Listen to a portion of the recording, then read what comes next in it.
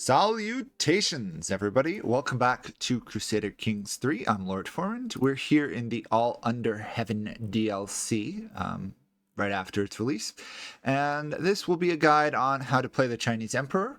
More specifically, how to save the Tang Dynasty, which is the starting dynasty in 867. It's basically designed to collapse. I will try to walk you through how not to let it collapse. Obviously, can't guarantee anything, but this will also work as a just how to play Emperor of China guide, because I will try to explain all the intricate mechanics and which ones you should focus on. I'm also going to go through and try and timestamp everything below so you can jump to what you're interested in. If you do enjoy the video, please do check out my other Crusader Kings 3 guides and various series. I've done a lot of Lord of the Rings ones, or my other guides. So the standard: like, comment, subscribe, tell people. Yeah, you've probably heard it dozens of times. I do greatly appreciate it, though. So let's jump right into this, and we're going to go over the starting situation for the Tang Dynasty. Starting January 1st, 867 AD. This is the current Emperor of China. This is the current Empire of China, or actually more appropriately, the hegemony of Tang, because in fact there are empires, kingdoms, and then duchies inside of China. So this is one of these unique hegemony titles. It is very useful. It's very powerful. You will lose it, however, if the dynastic cycle moves into this divisions era. It's really not good. Most of this guy is going to go over pretty much how to stop falling into a division era and how to either get into an advancement or expansion era. So let's talk about where you are in this cycle. You're in a tension era, which is an unstable one. You have these penalties. As you can see, they are very substantial. The only thing going for you is you get legitimacy gain, which is very important, because if you're not at maximum legitimacy, you're going to have problems with shifting more towards division. I'll go over that. Your various factions all have different stuff. The one that you really want to keep in power and put in power is the pro-Tang movement, being the Tang family. These guys are supporting you. You also start with a dynasty legacy. You have multiple choices of what to pick. I'll give you the ones I think are the best.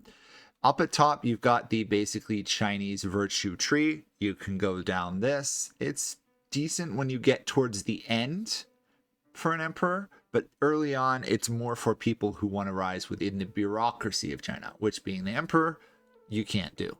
If you're starting as a noble family, start with that tree. For an emperor, though, if you want to get to the end, you should start it immediately. However, I think there are some better ones. Rightful rulers, control growth, popular opinion, pretty solid if you want to have no revolts in your one province, but it doesn't really massively apply. But as you go down this, you get better legacies. So you could start there. Language scholars is justifiable if you have any minority vassals, of which, in fact, you have quite a few. This will improve their opinion. However, at launch, and currently at the moment I'm talking about it, China is immensely unstable. 10 opinion is basically not going to solve anything, in my opinion, for you. Hopefully that will change, in which case this legacy will probably rise in importance and be far more useful. You could do that. The next one you could definitely consider, once the game actually lets me scroll, is this ominous reputation. I almost always recommend this as the starting one for people. Obviously, you can choose what you want to do here. The natural dread and the dread gain will make people less likely to revolt against you and stuff, which is always fairly solid. And because you're China and you have to have a high-level court, a vibrant court, 5 grandeur bonus, and all these other bonuses would, in fact, be useful. Obviously, they take time to go down it. In terms of starting powerful ones, ominous reputation, language scholars, or righteousness, probably where you're going to want to go. You could justifiably go legitimacy, rightful rulers, or noble veins if you want to do some like eugenics breeding program, which is entirely possible. You're gonna have your character's gonna have a lot of concubines and massive amounts of children, so this actually, you can engineer a very good bloodline if you want to. Anyway, for now, I'll just do the righteousness so that it doesn't stay up there anymore. Your current ruler is pretty bad at most things, looking at it. He's a reveler, he's a drunkard, he's profligate, I guess. He doesn't get as much money, all of which is going to be particularly bad for you, because the worst thing about the Tang starting situation is its money situation. But we're going to get to that in a little while. The first thing I recommend for this guy, though, is to convert to Confucianism. I'm not putting this in the opening move sections. Just do this at the beginning. Convert to Confucianism. It will solve lots of your problems because most of your ministers are Confucian, and then you can use piety to swing scales of power. I'll go into that. In fact, that's a good segue into this. You start the game in a power sharing arrangement with a Grand Secretariat. You cannot end this power sharing. This is basically equivalent to you being an underage child and having a regent, except you can never get rid of them. You still want to try and keep the scales of power on your side versus going far, far away. You can swing the scale, influence, prestige, piety, gold, hooks, head of faith, doesn't matter. But the big thing is, if you swap to Confucianism, you can leverage piety, which other than that, you're not going to really use for anything. So that will help you swing scales of power because you're going to want to save influence, prestige, and gold. You're also going to want to switch the power sharing arrangement here to placate movements where it will help you. But we can go over more of that stuff later. Other things. You start out with quite a tributary network of people around you and others that you can then bully into giving you more stuff. The big benefit of going to people, and I think this guy, one of these guys will give you tribute at the beginning. If you exact tribute, they will come to your land. If you're asking for gold, they will actually bring you personal gold, not treasury. I think not treasury money. Sorry, I've forgotten that. The big benefit of bringing them in, though, is they up your legitimacy. You start at 6 out of 7. You want to get to 7 and stay at 7 as fast as possible. Other things going on right now. The tributary network is important to mention because it is the source of a large amount of your cash outside of treasury money, which is in a sorry state. You start with a single province, Chang'an. You're going to want to do several things at the beginning here. We will go into that, but suffice to say, you have one place you're making money from, and you have your estate. Yeah, money is not particularly strong for you, and your treasury is in bad shape as well. However, you do have several ways of correcting that. One of the first things you're going to want to do is swap to passing limited civil service. Just probably going to want to do that immediately. It will give you more money. We will handle this treasury stuff other ways later, but for now, that's a good basic tip for everybody. Change your civil service law. You start off with no personal men-at-arms. However, your provincial army, from being the hegemony of Tang, is ridiculously strong. You are not going to need to get more men-at-arms or worry about using levies to stop most anything outside of like half of your governors revolting on you. Your average governor has very few troops, mainly levies. So that army you start with can basically crush any groups of rebels for the first 100 years without adding anything to it. So don't feel like you need personal men-at-arms. Just rely on your basic army. This is one of your greatest strengths, this army. However, when you raise them, the cost is going to go up substantially. Right now, they're 4 a month to maintain of treasury. When you raise them, it's 12. So imagine 3 times more. And it's 14 now. If you raise your men-at-arms, you're going to be negative treasury. So you want to keep an eye on that. You're never going to want to raise your levies, though, because that will bankrupt you. Your men-at-arms are good enough. Other things you start with in your favor. You have the ability to do various lifestyles and stuff. your current ruler is not that good. We will correct things when we go over some more of the starting moves. The starting situation, your Silk Road's in a good position, so you're making money for that. You have a large amount of innovations, and in fact, you will have other ones that you can pick up as well. This is, of course, the new innovation map. So definitely deal with that because you're the head of the Han culture, which right now I'm pretty sure is the single largest, and it's definitely the most populated culture. Greek might be the only thing close to it. It's huge.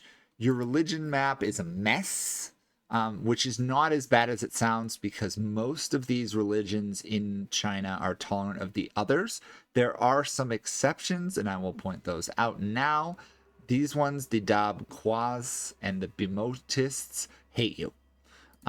These are places that you're going to want to convert fairly early on because they will spawn rebels after rebels after rebels. It's not good.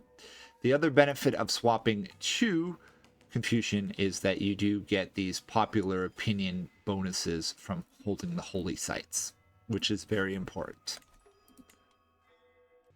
Other things to note about your starting situation. You have a son.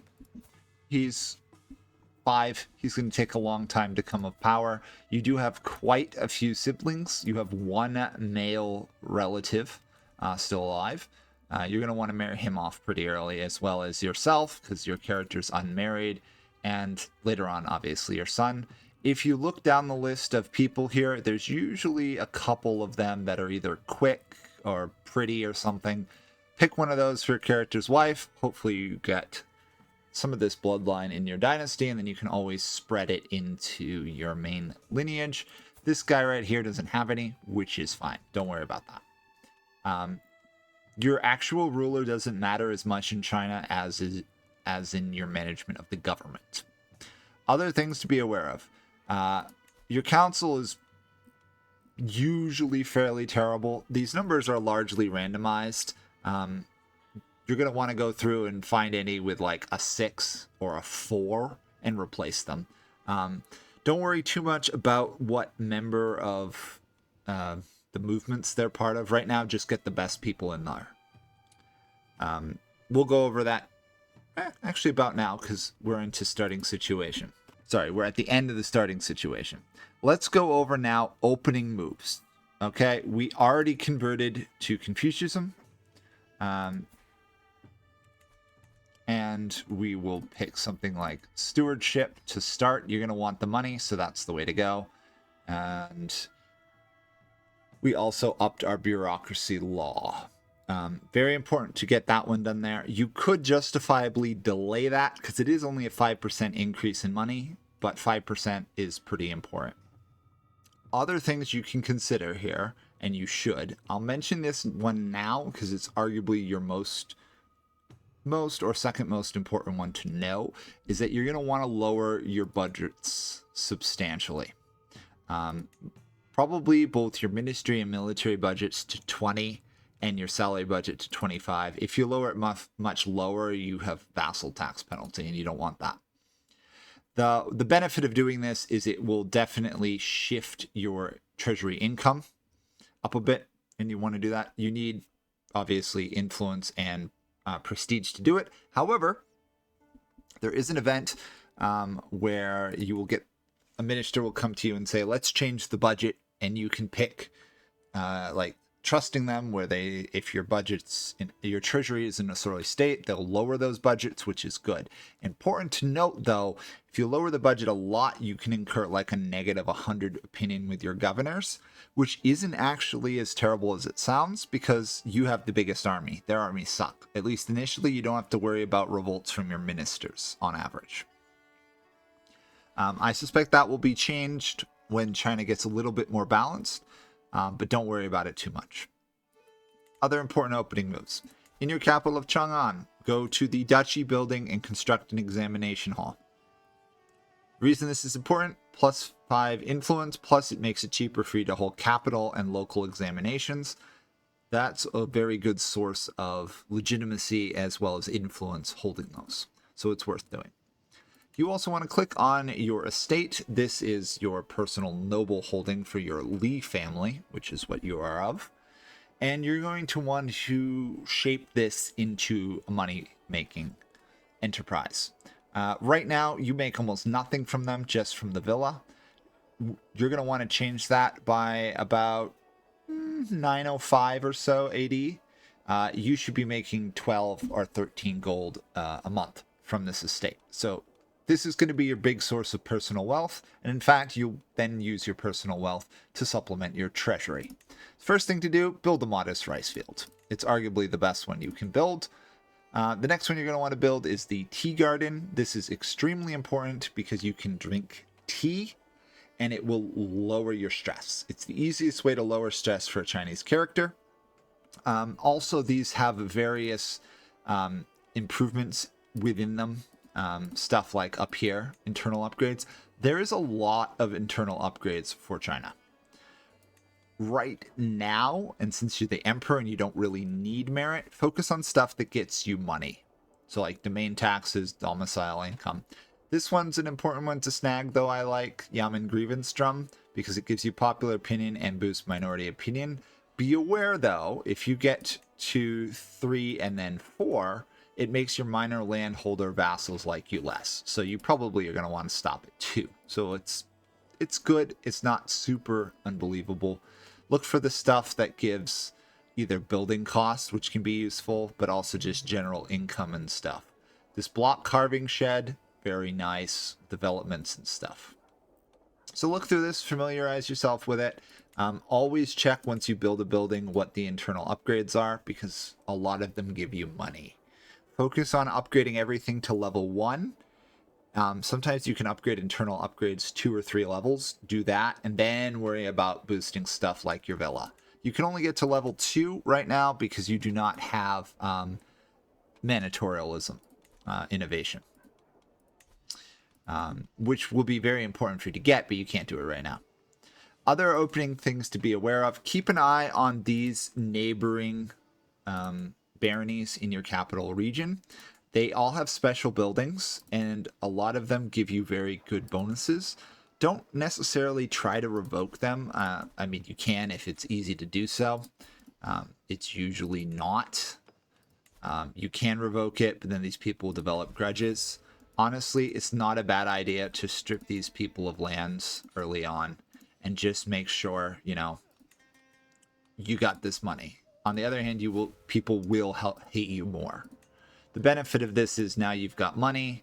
You've already got this one as well, which is a very powerful mining settlement. But more importantly, you now have this market, which is 2 tax a month, and it's totally worth offending somebody for. Don't upgrade it, though. For 720 treasury, it is not worth losing this 2 taxes a month to get plus 15 taxes. Not right now. Worry about it later. You need the cash. Other things to do. Go to your court. Go to court grandeur and basically lower everything in court grandeur a level, or maybe all but like the fashion 1 level. It's going to put you below your necessary court grandeur, but you can hire people in offices and stuff to boost it. But most importantly, it's going to save you 6 treasury or more a month. This will be 7. It seems weird, but you're going to need a huge treasury, like thousands, to handle a lot of the stuff of China. Everything you build in your lands requires treasury. For those of you who don't know, personal gold is income. Treasury is the money you're getting to run your country. Don't spend it on building up your lands just yet, though. You're going to want to use that for projects, which we'll go over later. But for now, we've got upgrades going in our capital to get this testing room, as well as in our estate. You're going to want to go through and make sure that in your offices, you have the best people appointed to the roles. There are no powerful vassals that demand to be on your council. That doesn't apply in this government. However, there are some ministers that are more important than others. Minister of Revenue should be your best stewardship guy, pretty much barring none. Just leave him on collect taxes. It's going to help a lot. Your Minister of Justice should be very high in learning, and you're going to want to hit justify rule. This is important to help you get more legitimacy. Also, by firing people, we have managed to gain land, which seems pretty ridiculous. But because we fired that guy, we now have an additional holding, which we can't hold right now. But if you get lucky and you, or you don't want to revoke within your capital duchy, it's a way to get you more money early game, firing people up and down. Make sure you don't hold too many duchies, get down to 2. You can hold as many kingdoms as you want. So if some of these kingdom titles come back to you, you can keep holding them. There's really not a huge benefit for holding them. It just means you have to manage your dukes more than if you let a king do it.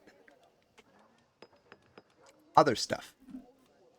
You're going to want a good minister of works. Don't make him your highest stewardship, but he should be your second one. You're going to also want to put on support great projects. This has a chance of getting you extra taxes, which is amazing, but also it decreases the construction time of great projects. Very, very powerful to do so. Also, apparently I did it wrong. Whatever. Make sure you have a good, loyal imperial censor in your office because you want to make sure that they are loyal. Right now, this guy would be loyal if I didn't have as many duchies. So he probably doesn't necessarily need to change, but on the other hand, a 24 intrigue guy is a bit better than a 17. Your Minister of Rights here, make sure he has decent learning because you're going to want to start converting land with him. Now, for those of you who did not read the patch notes for this expansion, and are playing it like right after release, converting land now loses you development. It doesn't mean you still shouldn't convert land. In fact, within China, as you can see, it is a mess of faiths. However, this is not a huge problem. Most of these faiths, if you investigate them, they consider you being Confucius righteous, so they don't care. However, there are some that absolutely hate you. Those are the ones you want to convert. That's the Dab Quabas, or however you, Quahas or whatever. The Bimoists down here, and I think these ones over here. Yes, I'm not going to... The Velupexg? I have no idea. You're going to want to convert those to your Confucius faith. You are not going to want to convert culture with your Minister of Revenue. You can, but you need the money right now. So don't concern yourself with it at all. In terms of your courtiers, you're going to want to appoint several specific ones. Favored minister here can be useful, especially if you find somebody of your pro-Tang movement. Gets you more influence. Yeah, you have to pay some prestige. It's not the worst thing. The big benefit is their movement gets more power. Your Grand Preceptor here, you're going to want to hire somebody who's pretty good because it improves a vassal opinion and it gives you influence, which you desperately need. Your Grand Mentor, hire somebody pretty good because this is a direct boost to your stats, which are pretty terrible at the beginning of the game. They're also slightly randomized, so don't necessarily rely on what you're seeing here. Don't have these guys, at least these ones, like propagate civic virtues because it costs 1 treasury a month and you need the treasury. Worry about it once you're more stable. Now, in terms of the Grand Mentor here, Edify the Emperor can give you better traits. Instruct the heirs can be useful as well. Cultivate officials. Edify the Emperor if you want to spend 0.5 of a treasury a month. Chief Administrator, however, fairly useful. Hire him, make him organize court because he boosts the aptitude of everybody else. Just so that they are slightly better at their jobs. An erudite instructor, if you want to educate children particularly well, hire him. If you put him on teach court, he'll educate you or others. Can be very useful combined with this guy to boost your ruler's stats. Grand Scribe will give you less legitimacy loss, which is pretty useful, and the cost is not outrageous. Your Poet Laureate, though, you're going to want to hire a good one because it does give you some court grandeur, which is very useful. I don't think... Yeah, neither of those help. You're going to want to hire a good master craftsman for the speeding up of buildings, specifically your own. Don't put him on either of these. The development growth of 0.15 a month, not worth the loss of revenue. I think those were the major ones you have to be aware of. You could hire a wet nurse if you want your children to be getting virtues. Don't worry about most of the other ones right now. You don't need a stronger army. You don't really need someone managing your harem. Just stay with what you got. You could hire a physician just to make sure that your ruler is healthy. There's other ways around that, but those are good options. Now, the other thing you're going to want to do here, and I bring this up because not a lot of people know this, you're going to want to toggle the automation to auto-assign highest aptitude characters. Most of your characters, most of your courtiers here, your court people, don't really matter if they're loyal or not, unless they're like your bodyguards, and those are marked. So everyone else, you just want the highest aptitude people in the role pretty much as you can. So some of these just put down to auto-assign. You could manage it yourself if you want the time. The reality is, by and large, just automate it all. Okay, moving on from that, other important things to do at the start of the game. Get your character married. Find a spouse, find a good one with some good stats. There's usually several around. Quick is ideal, beautiful is great. Your heir here is underage, but you could still find someone to engage him to if you want to. The reality is you can just wait. Succession is not a huge issue for China because you can have massive amounts of concubines. So you will have like 50 children. It's not abnormal to have that. So don't worry about it that much. Obviously, if you want to breed a great bloodline, focus on that. The reality, as I said, whoever's ruling China doesn't matter as much as how you rule China. Let's go over how to build a good economy. I've already kind of done it a bit, but I'll refresh it for those of you who didn't watch earlier stuff. Your estate is your biggest source of normal wealth. Your treasury is from your vassals. The best way to get treasury money early game is cut expenses. Either by lowering the budget through your laws and budget allocation when you can. Need a lot of prestige and money to do so. Try to get it down to about 20 and maybe 25 for salary. That should give you a good amount of income. If you want, you can also alter the autonomous command structure to regional commands, which will get you 5% more money there as well. Retirement age here doesn't actually have much of an effect on how much money you get, so don't worry about that. The rest of these things, succession, you don't have to worry about it. It's always going to be somebody of your dynasty, basically. Don't worry too much about constructing buildings. If you want to, only go for like the really valuable stuff. Farms, fields, manor houses. By and large, though, you could do like one manor house or two, but otherwise ignore it till later when you have a more consistent treasury income. Not worth worrying about it right now. Another way you can boost income is meddling with your vassals' administration stuff. Most of your vassals are going to be standard. You can alter them towards like industrial administration where they tend to build up internally more. It doesn't actually change your money you get. So this, in general, if you can afford to, change them over to industrial administration. It's by and large a better option. Once you change ages, metropolitan administration is the way to go for your rich lands. Your borders can be both military as well as protectorates, and they will be better at fighting on your border for less money. You can also cut salary to your governors. I wouldn't recommend doing that. In terms of your treasury, you could tax them a bit more. This is obviously vassal development. This is the amount of treasury they get, so you'd want to cut it. It's a little opposite what you would think of. And you can do that to some of them. It's a very small way. Later on in the game, once you're stable, that's a way of getting a lot more money from people. Do remember, you can supplement your treasury with your personal wealth, but you probably don't want to do much of it at the moment. Let's move on to a topic that's extremely important in China, and that is managing rebels. Rebels are the bane of China right now, and they'll probably stay to being the bane of China. China historically has tons of peasant revolts in history. If we were to go forward, you would see several, like the Red Turbans movement, pop up. Now, a lot of people look at that and go, okay, how do I handle a peasant rebellion, right? You can crush them.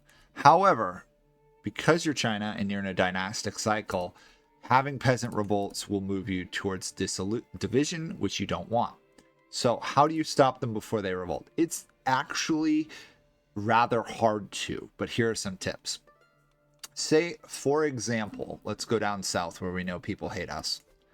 Yeah, this will do. Zero popular opinion of us right now. Over time, this will get worse. The first thing to note is most of your revolts are based off your popular opinion if it gets too low. So you want to get popular opinion up. How do you do that? Well, usually you can't boost it directly. You're better off getting rid of what is subtracting from it.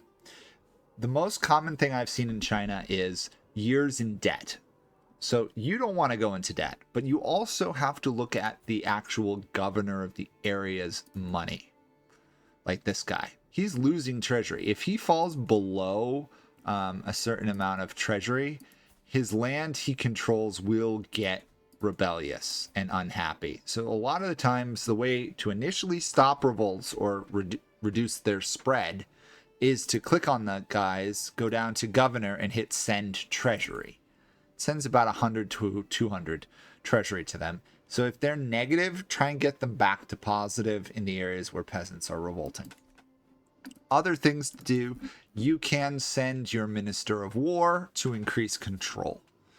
He's not going to do the world's greatest job, but it can help remove like negative modifiers and stuff.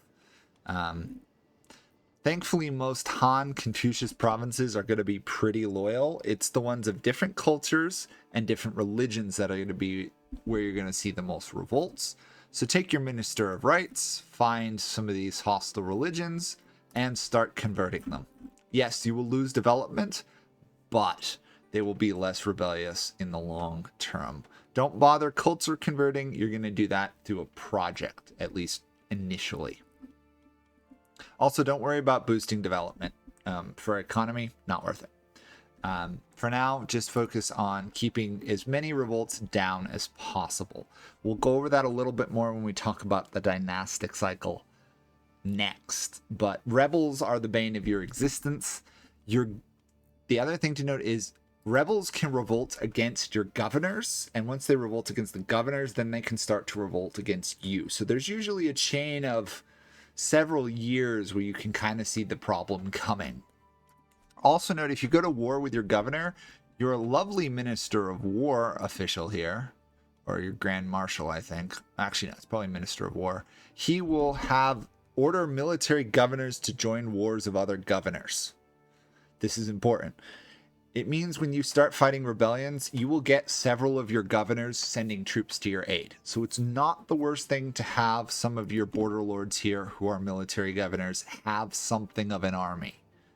It's not going to equal your starting army, but don't be too concerned. You'll probably pick up another 1,000 or 2,000 soldiers on your side in the event of suppressing peasant revolts. Now, if your governors start to revolt, that's a whole other matter. Right now, there's an event where you can demand someone give you treasury back, but I'm pretty sure it's bugged because it says you'll get no money, and if they refuse, they revolt on them. By and large, forgive the people. You're not going to get the money back without a war, and if you get the money back through a war, it's not going to equal the amount of money you spent on the war, if that makes sense. It's also going to make your realm less stable. So on that note, let's move into dynastic cycle. So the dynastic cycle is one of the major mechanics for China, specifically the hegemony of China. It has various different eras, and you can look at them. If you're ruling, you want to be expansion, advancement, conquest, or not conquest, tension. You do not want to hit division. The first thing here is hegemony of China title is destroyed. It will splinter. It will take a long time to reunite. Tension is not the worst. It just means you're going to suffer all these penalties that you start the game with. Conquest is when you get invaded by somebody else. Can be powerful. On the other hand, people like you less, and there's a lot of problems. It most likely to see this the Mongols or Korea, in my experience. Yes, Korea will invade China and sometimes wins. Expansion is when you conquer people, and you can obviously some of this. Advancements where you're more internally focused, you build up innovations, prosperity, development, etc. You get to choose between advancement or expansion. Right now, it's a little weird that it doesn't matter which of these you trigger to get to the next era, because then you can just pick the other one. It's a little strange. You just don't want to go into division. So let's look at how does one get into division. Well, if you click on it, you'll see it starts at 800 out of 2000, where these are at 0, meaning you're going to have to come over a lot of division, a head start, before you can keep the Tang stable. If you hit division, you might as well give up on the run, unless you want to play a game where you rebuild the Tang dynasty. The important thing here is this all catalyst button. I wish this was a little bit more obvious. It took me a while to find. These are all the catalysts that will shift your movement towards division. Lose Mandate of Heaven, you have no legitimacy. Avoid those at all possible. Don't get your ruler murdered, and those are the majority ones that you can avoid. Obviously, there's stuff with the Mongols and everything else. You can also consult Heaven, which is a decision we'll talk about, and push division. I'm not sure why you would want to do this, but you could. This is where the rebel management comes into. If you fail to address a faction demand and a revolt, you get 50 progress. So you look at that, you've got 1,200, which means you get like 24 or so revolts before you go into division. So that's why managing peasant demands is very important. They're the most likely ones to revolt. Try to avoid having your capital get raided or besieged, which is not particularly hard. It's in a fairly safe location, and as long as you prevent actual revolts in your capital or invasions from outside forces, you should be fine. Black Plague, apocalyptic, other disasters and plague are a problem. Natural disasters is a nightmare, and we're going to talk about that last. Suffice to say, it's bad. And you're going to trigger at least one horrible disaster as the Tang, and that is the most likely way you're going to lose progress towards or gain progress towards division. Okay, don't lose wars, which is fine, because as the Tang right now, you can't start wars. You can use a project to do it. Avoid the project. This is important. Yearly drift. If you're below legitimacy of 7, you start the game at 6, get to 7 as soon as possible. Try and stay at 7. It's important because a lot of decisions will cost you legitimacy. So sometimes you actually want to let somebody gain power rather than losing legitimacy. Your position on the throne is extremely stable, by the way, as emperor. You don't really have to worry about being overthrown. It's more that the ministers under you might not rule very well. Also, don't go bankrupt. This is why we did so much to try and boost and maintain our treasury at the beginning of the game. Because right now the treasury is healthy, but these vassal taxes are going to go down as things get more unstable. Just try to avoid letting it go bankrupt. It may go bankrupt if you raise your men-at-arms, fight a war, but then try and get it out of bankruptcy as fast as possible. Even if you have to contribute some of your own money, make sure though that you're constantly upgrading your estate first. Don't lose land in China. Seems pretty obvious. Don't give power to your conservative movement. So within China, there are various different... Oh, wait, I think I get to it here. There are various different political movements. The one you want to support is you, as Son of Heaven, but also the Tang movement, which is the people who are basically pro your government. Some of these other ones, like the advancement, expansion, are fine. Conservative is terrible. You don't want them to get into power if you're trying to avoid division. So just don't let them ever gain power, basically. Even if it loses you legitimacy, it's far worse to give them this. Because this is instant, this is yearly. You can manage legitimacy, just don't let the conservatives in the power. Try to avoid the Mongol Empire, which is not around right now. and don't empty your treasury. It's pretty similar to don't go bankrupt. Also, be aware that your minister in charge of intrigue intelligence can imprison people without valid reasons.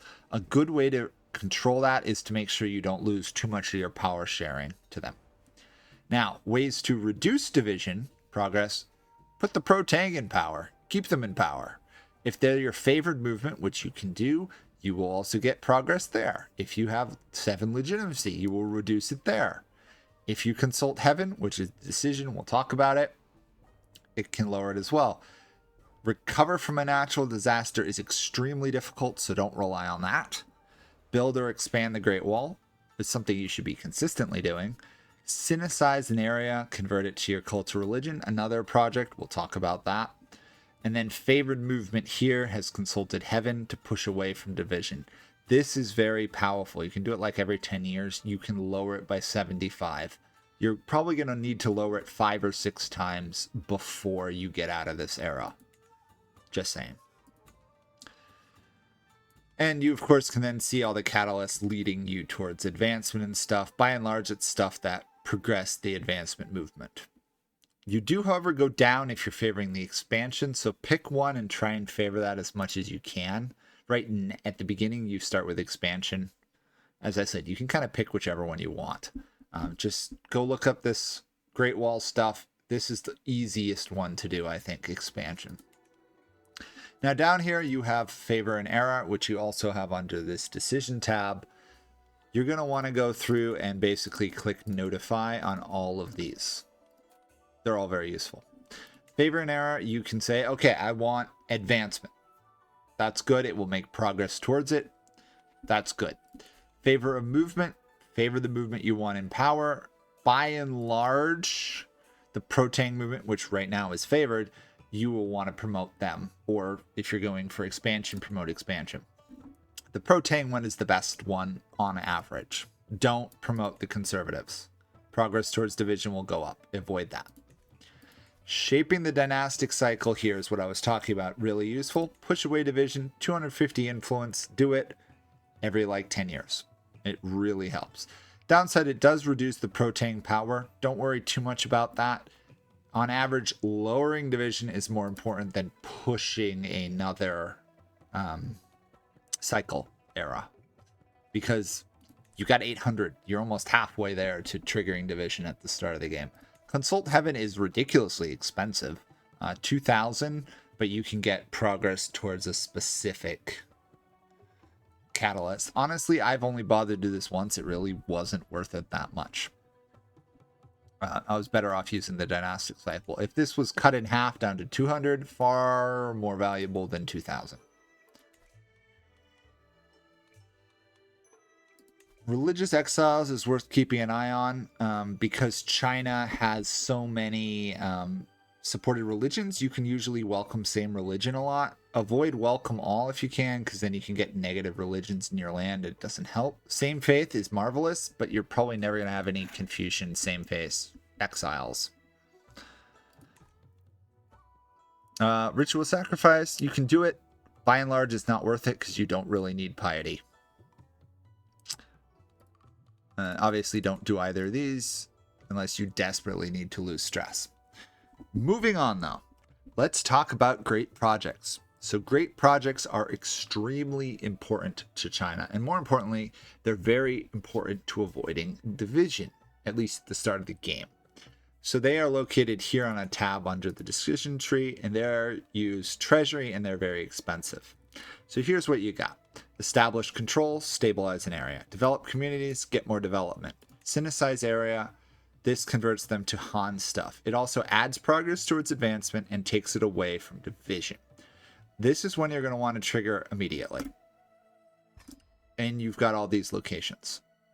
Now, it's important to note it does different things in different areas. Okay?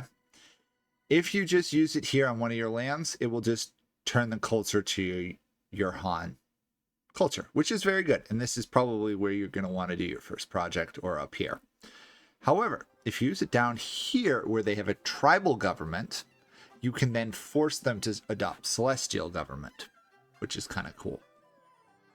By and large, you don't want to use it on a single area where it only changes one culture. Use it somewhere where you can change like 5 or 6 cultures. Later in the game, you can use your minister if you want to convert culture. Of course, converting culture now has penalties, but not when you do it this way. So click here, plan project. Now, in order for it to trigger, you have to complete the mandatory contribution. You don't necessarily have to do it yourself, although you can if you want legitimacy, and you might, at least for this one, want to do it. Here's how you can get some influence to change your laws and stuff. By and large, pay for this one yourself. Now that we've done that, you could fund and start it. However, these optional contributions should be done as well. They reduce project completion time, especially for this one, which takes forever, is worth doing. So find some of these people, find contributors, say contribute. If they are willing to contribute, all the better. You can also offer them influence to really make them contribute. But start with this one, get it done.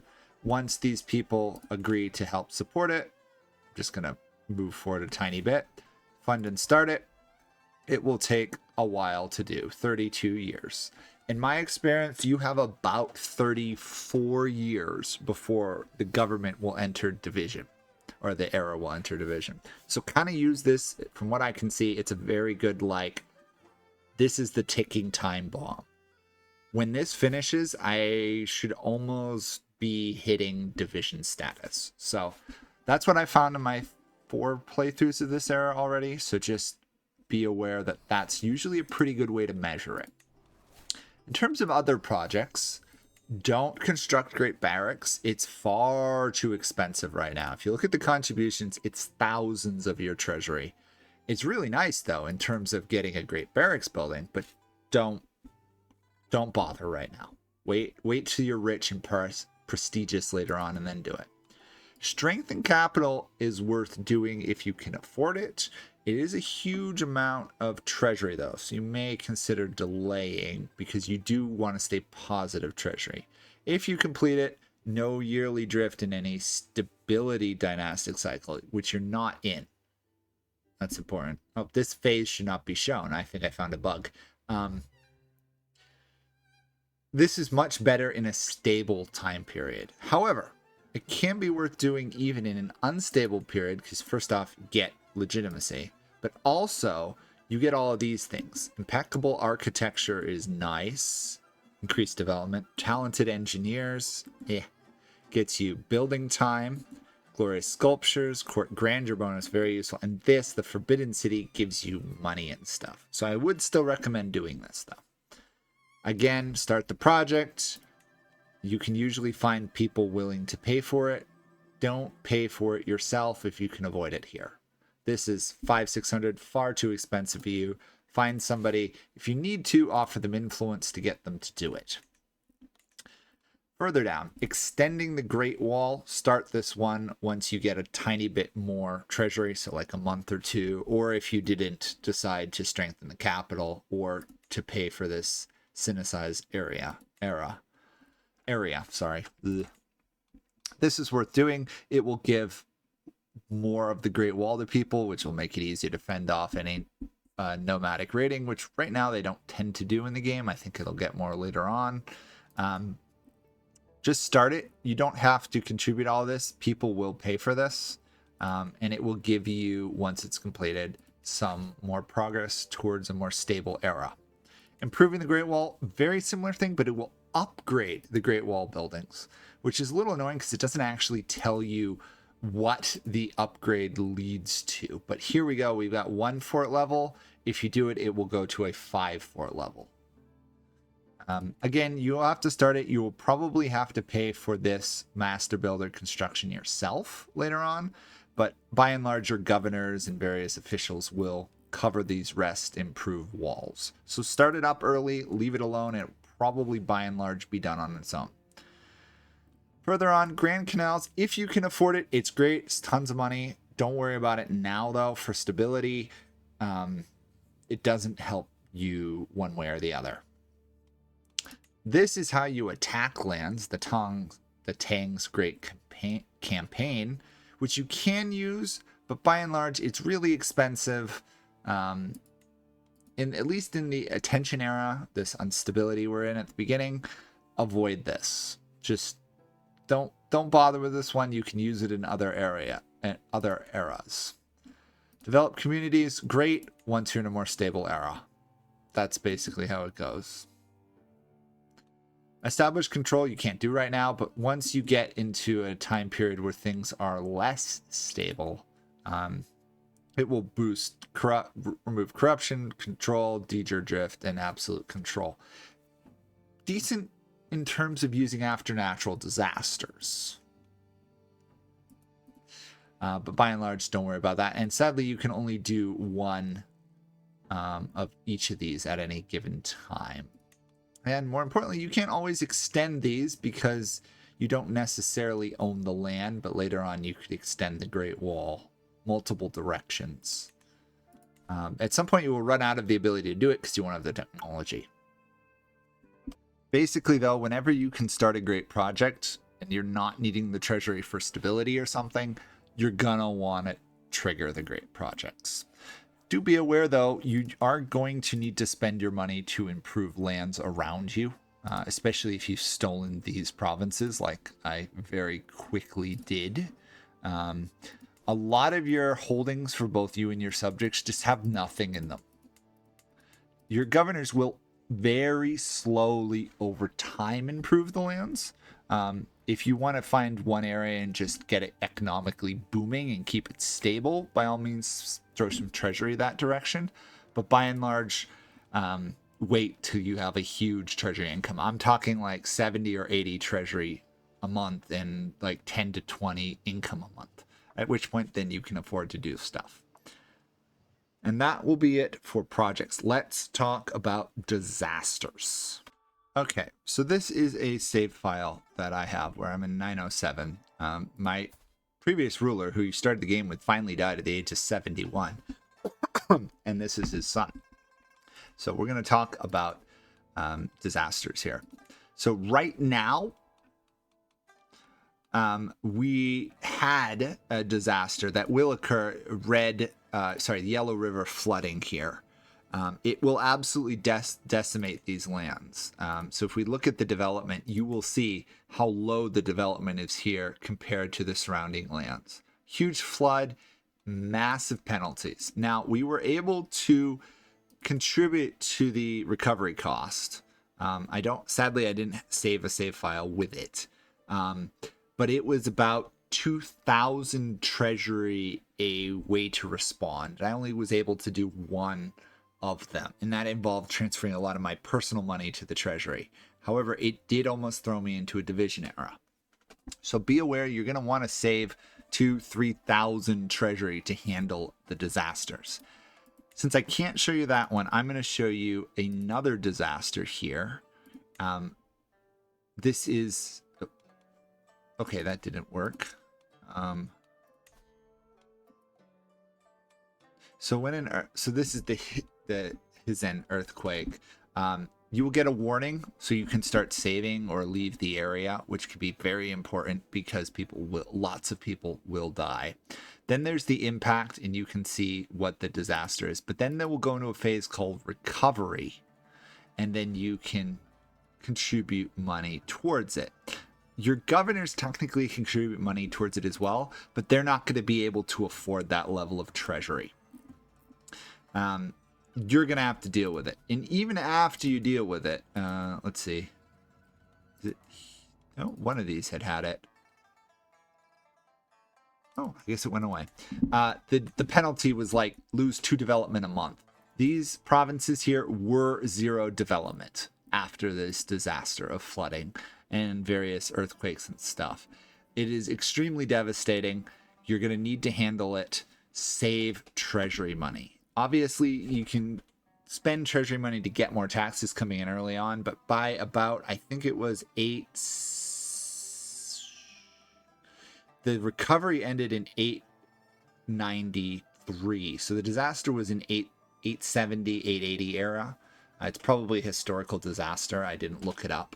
So just in about 50, 60 years in game, or less, about 10 to 20 years in game, because you start in 876, you're going to want to save treasury money, because there was no way for me to save enough, even with a good treasury growth, to solve the disaster and help with the recovery in time. But if you fail the recovery, you take huge penalties towards development, land, legitimacy. It's a disaster, literally.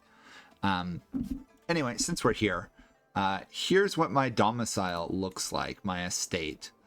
Rice Field, tea plantation, infirmary. Arguably, I could have gone with something other than a memorial chamber, but just to show you all the stuff that is upgraded, I'm making a lot from my little estate, and it's to some degree funding most of the realm. It's a great way to get influence, so I can change laws. The treasury here, you'll notice the cost has shot up immensely from what it was at the beginning of the game, but the income has risen as well. And I just finally was able to change and raise my budgets back up. So this is 20, 25, 30. It was 25, 20, and 20 for basically the whole era. Very important to do. You're going to want to maintain that. Overall here, though, you can see how ridiculously developed your capital is. It's making 16 a month. Obviously, I got the Forbidden City, but I kept the walls and towers, which arguably I could have replaced, but the last thing you want is your capital sacked. I did the manor houses as well as a sick house. Sick house is not the richest one. I could have done something like a wheat field or something to make more money, but obviously with this level of development, I wanted to have as much plague resistance as possible. And as you can see, I've stolen the nearby lands. This one, without doing much at all other than the bonuses in my capital, is making 14 a month. So it's almost making as much as my capital. This is making 15, and this is only making 5 because it doesn't have a unique building to give us money. That's the power of just the Chang'an territory, basically. As you can see, we're still contributing to the Great Wall and stuff. The projects stay the same, basically, between the eras, other than that some are more unlocked. In terms of control, actually, this is a good point to show you. This is what the control in the country looks like now versus the semi-stable at the beginning. As you can see, this is still just an absolute disaster in how much is going down. Right now it has a plague, but it was devastated to 0 control here because of the floods. So controlling these guys, managing the factions, very important. But then you'll manage to escape. I escaped in about 1906. Or, sorry, not 906. So in game, as I said, you have about 30, 34 years to solve and not fall into division. If you do fall into division, it turns into an absolute disaster. I'll show you a picture of what that looks like. Okay, here's a campaign that I was running as just a Chinese family. As you can see, it's collapsed. These are multiple different dynasties. Here's Korea, which seems to be the strongest one, most likely to unite China. As you can see, lots of people are getting involved. It's a complete disaster. However, I have managed to get decent amounts of income powering up my own lands. Don't let it get to this. It's horrible. Tons of people die. The realm just gets absorbed into war. And arguably the most annoying thing is there are no examinations held, basically. So it's very hard to get your rank up to get better positions. You basically either become a warlord or you wait till someone reunifies China. And that will be it for this guide. Wow, it's almost an hour. Thank you guys all for watching. Hopefully this helps you play the Tang and in general China as the Emperor better. It's not as fun as playing as like a noble rising in the ranks of China, but you're ridiculously strong. You rule, you give fiats, you manage development, you handle disasters. You feel like an emperor, which is arguably the goal there. Got 34 years to solve it. The biggest thing to solve is your treasury. That's gonna, if you have a treasury, the odds are you're gonna survive. If you don't have a treasury, you're doomed. So good luck with that. Initially you'll be struggling, but once you stabilize, you will very quickly grow in power and wealth to the point that you'll stay and become even more the most powerful nation on the planet at this time period. So hopefully this helped you guys all. Again, like, comment, subscribe, etc. If you've got your own tips, by all means, stick them below, because a lot of people are going to need help with this. See you guys all next time in another series or guide. Bye for now.